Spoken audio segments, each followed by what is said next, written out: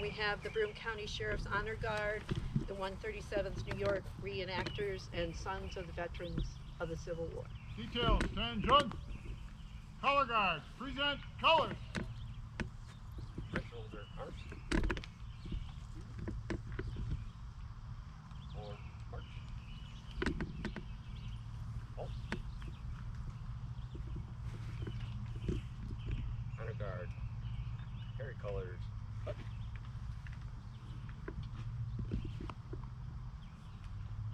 We'll now have the Pledge of Allegiance to the flag. Chris. Present arms. Please stand if you are able and join me in the Pledge of Allegiance.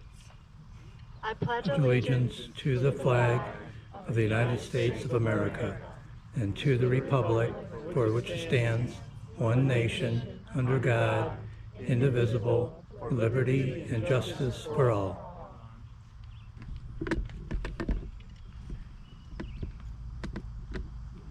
And we'll now have the national anthem, the Star Spangled Banner, played by our buglers Tim and Patrick Gallagher.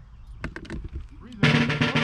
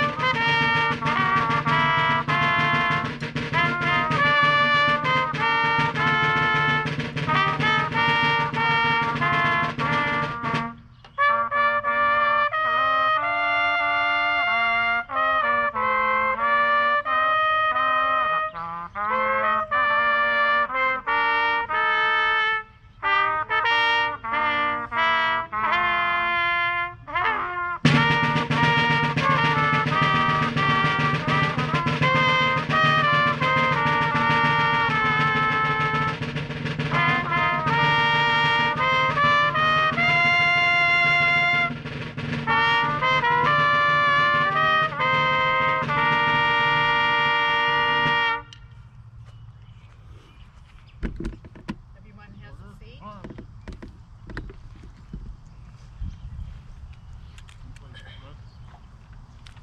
Okay, we will now have Jane Knoll, one of the historians for the Lisle area. Eleanor Tickner was not able to make it today. Jane?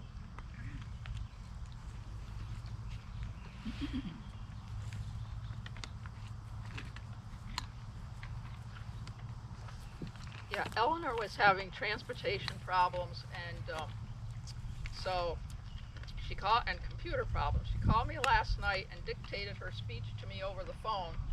So hang on. Okay. Close to the mic. Yeah, bend it up maybe. There, is that better? Is that better? Yeah. Sure. Okay. The cemetery is unusual in the fact that the older part is toward the back and the newer part is toward the front. Unlike most cemeteries where they started and moved back. There are 5 sections, and a lot of this you can find in your program, so I won't bother to repeat it for you. The Franklin section is the newest section. That's in honor of Herbert Franklin. That started in 1969. The flagpole is in memory of Herbert Franklin, 1956. The entrance stones were put up in 1959. Gene Desmond is the current supervisor. The oldest person buried here is Lucetta Gem Bragelli. She was 104 when she died. Yeah, she was buried in 2010. The oldest cemetery is that of Edwin Stoddard, a boy that died in 1806. The old cemetery, now that would be that part back in there, okay, was on a knoll, and it was hard to mow. So a map was made of the graves, and the markers were removed. The knoll was flattened, and the markers were then replaced. Wow. Yep. There is approximately over 3,000 graves in the cemetery total. 42 Civil War veterans are buried here. And allegedly, I say allegedly because Eleanor and I have never seen this, and I don't know, couldn't find anybody that has. In the vault, there is a chapel. So if anybody's ever been in the vault and seen the chapel, take some pictures for me, okay? Because we've never seen that. And I will conclude by saying, at one time on a Memorial Day weekend, there was all these flowers out, and a local man had some goats, and his property adjoins the cemetery. Well, the goats got in and ate all the flowers off all the graves.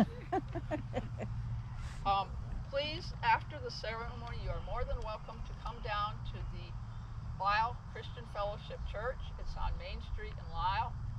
If you need more directions, see me later. We are doing a luncheon again.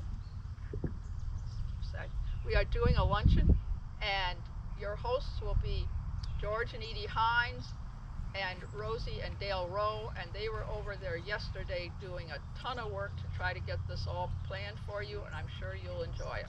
Thank you.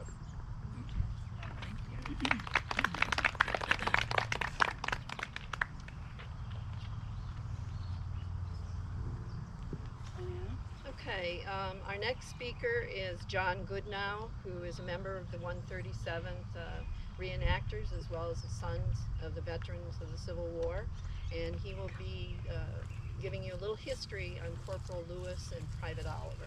Thank you.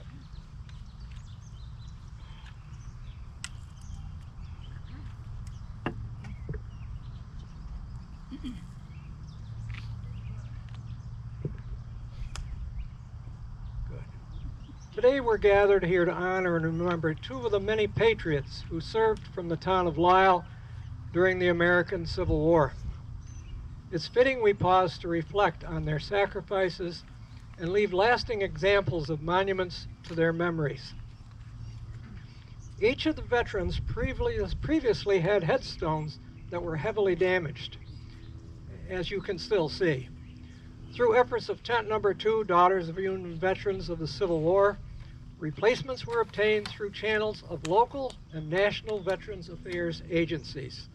So here, glancing out yonder, you see the old, and shortly we'll be able to see the new. Soldiers Justice Lewis and Simeon Oliver had some similarities and differences. First, Private Oliver, a farmer, was born about 1819 in Otsego County, and then after the war, he had some problems with health, passing away here in 1866. His death was hastened likely from lingering effects of disabilities experienced during his service with the 89th New York Infantry, and his grave is the farthest one off to our right. Corporal Justice Lewis, on the other hand, was born in 1838, also in Otsego County. His livelihood was derived from farming and as a traveling merchant. Death in 1872 was also likely a result of conditions relating to his wartime service. We note pension records indicate this patriot served in two military units, the 90th and the 114th New York Infantry Regiments.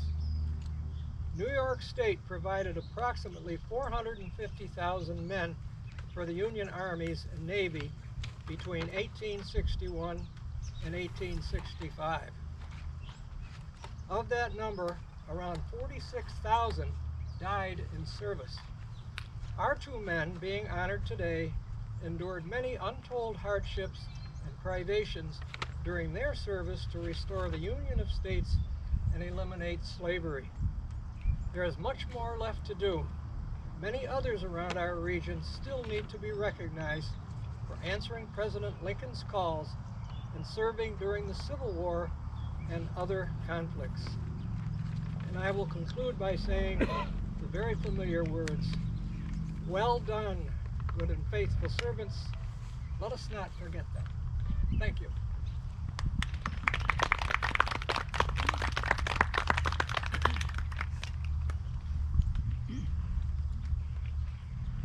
Thank you, John. We will now have Douglas Duell, who is a member of the 137th, and he will be reading the poem When the Boys in Blue Are Gone.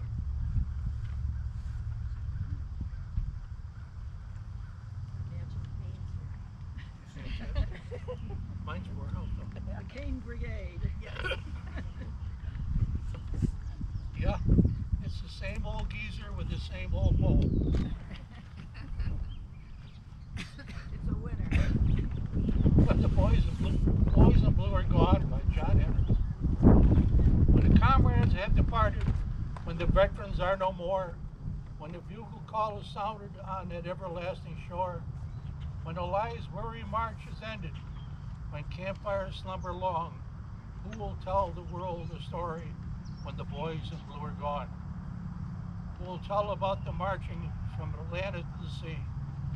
Who will halt and wait and listen when they hear the reveille? Who will join to swell the chorus of some old Grand Army song? Who will tell the world the story when the boys in blue are gone? Sons and daughters of this nation, you may tell of triumphs won, when on earth our world is ended and the veteran claims his own, who must all cherish old glory and his teachings pass along. Who will tell the world the story when the boys in blue are gone?